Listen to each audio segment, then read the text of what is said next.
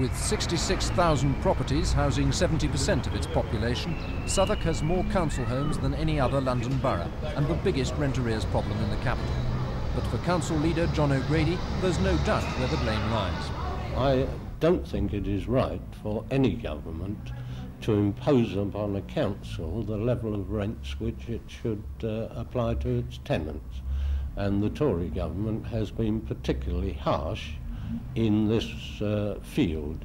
I think their aim is to make council tenancies as though they were private tenancies running at a profit. I don't agree with that. There is a social benefit and a social need that needs to be met.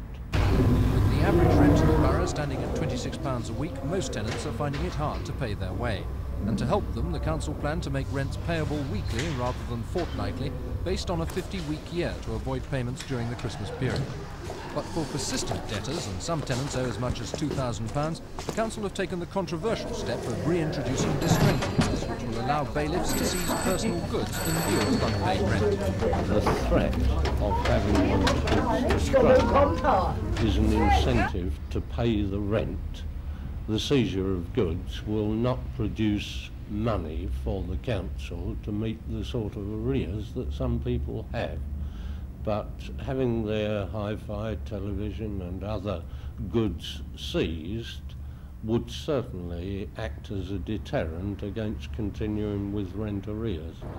It's a policy bitterly opposed by the London Tenants Organisation, who claim distraint is arbitrary, unnecessarily cruel and totally ineffective as a deterrent.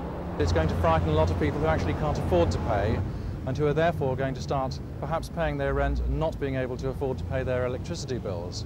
It's just playing one off against the other, transferring one symptom of poverty to another. It's a threat, as the councillor says, it's an attack on people who are in arrears, and the vast majority of those people in arrears are already sufficiently under attack from government economic policies not to require a further attack on their living standards. With Southwark rents going up an average of £2.50 next month to meet government restraints, the outlook is gloomy. And ultimately, the council concede that even the use of bailiffs is unlikely to make much impression on the mounting debt. Stephen James in Southwark.